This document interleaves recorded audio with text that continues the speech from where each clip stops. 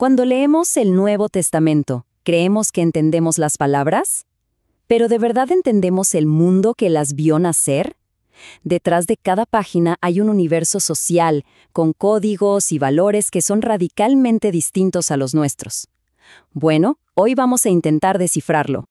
Y esto nos obliga a empezar con una pregunta que es clave. ¿Estamos leyendo estos textos con los lentes correctos? Porque es demasiado fácil proyectar nuestras ideas, nuestras preocupaciones del siglo XXI sobre un mundo que funcionaba de una manera completamente diferente. Los antropólogos culturales tienen un nombre para esto. La llaman la falacia de la percepción inmaculada. Es esa idea un poco ingenua de que el significado simplemente está ahí, en la página, listo para que lo tomemos, sin filtro. Pero la realidad es otra. Todos leemos a través de nuestro propio software cultural que determina lo que vemos y cómo lo interpretamos.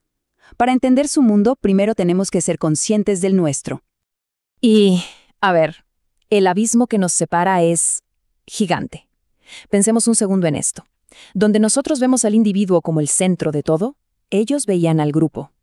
Donde nosotros pensamos en que la riqueza se puede crear, ellos creían que los bienes eran finitos, limitados. Nuestra moral se basa en la culpa, un sentimiento interno. La suya se basaba en el honor y la vergüenza, que son públicos. Dependemos del Estado, de las instituciones. Ellos dependían de la familia y de las redes de favores.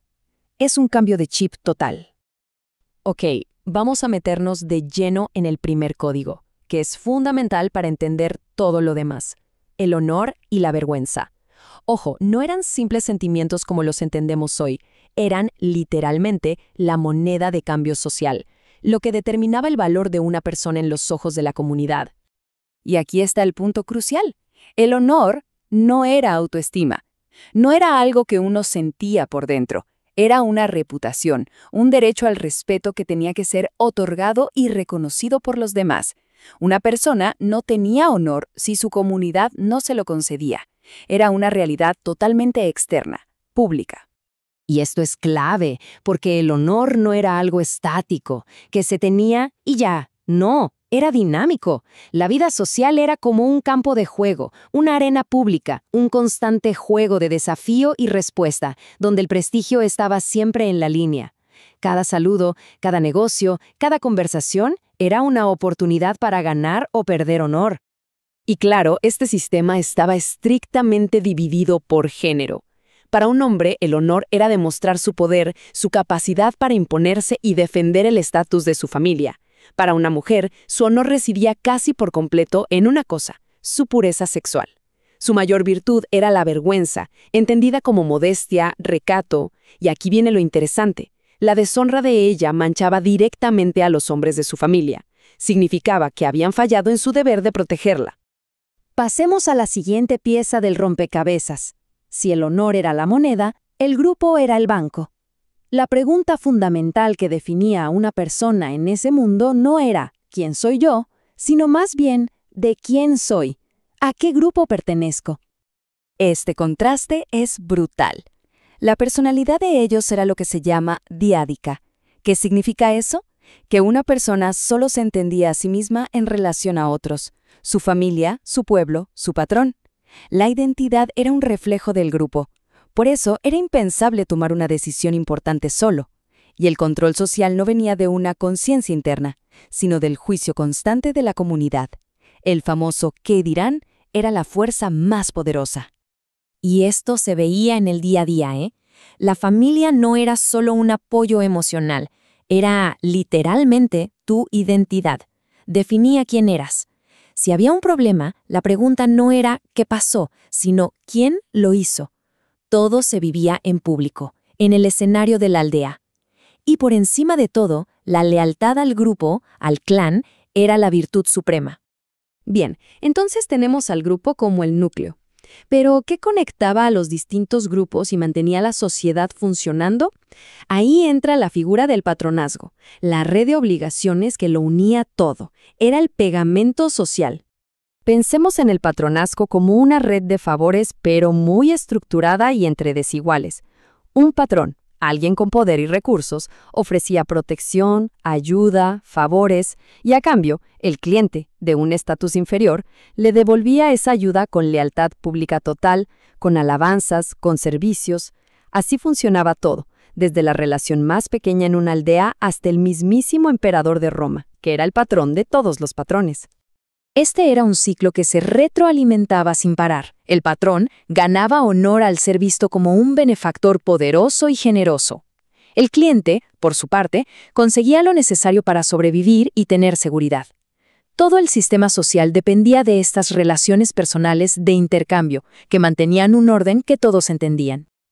Ahora, para entender por qué este sistema de patronazgo era tan pero tan vital, tenemos que meternos en la mentalidad económica de la época. Y todo se basaba en una idea, la percepción de que los bienes en el mundo eran limitados.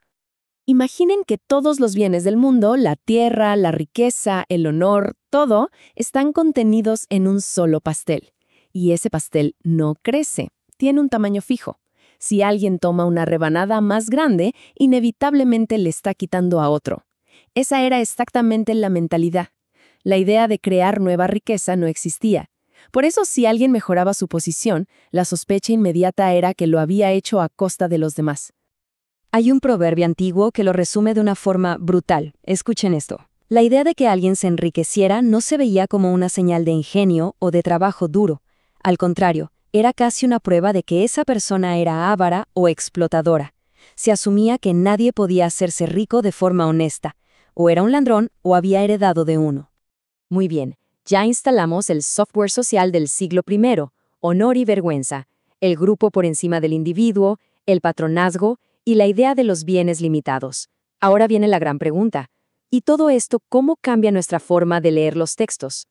Tomemos algunas enseñanzas que nos suenan muy familiares, como las del Sermón del Monte. ¿Qué pasa cuando las filtramos a través de este lente cultural? Bueno, su significado de repente explota y adquiere una fuerza y un radicalismo que quizá nunca habíamos imaginado. A ver, pensemos. Perdona nuestras deudas. Hoy lo leemos como una metáfora espiritual, pero para un campesino del siglo I era una súplica económica, literal y desesperada.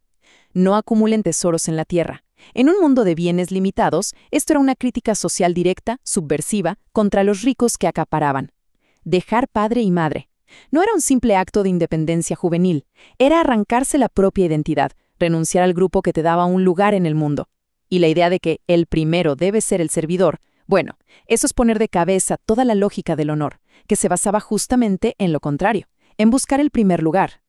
Entonces, el punto no es que el contexto le quite fuerza al mensaje, es todo lo contrario, lo aterriza, lo ancla en los conflictos reales de personas de carne y hueso. El desafío de estas enseñanzas se vuelve mucho más profundo, mucho más radical, cuando entendemos contra qué estructuras sociales y mentales se estaban rebelando. Así que la pregunta final con la que nos quedamos no es solo académica. Después de ver cómo cambia el significado de apenas un par de frases, ¿qué otras partes de estos textos hemos estado leyendo con los lentes equivocados? ¿Y qué verdades, quizá mucho más incómodas y revolucionarias, nos hemos estado perdiendo todo este tiempo por no entender su mundo? Quizá la verdadera aventura de leer estos textos apenas está por comenzar.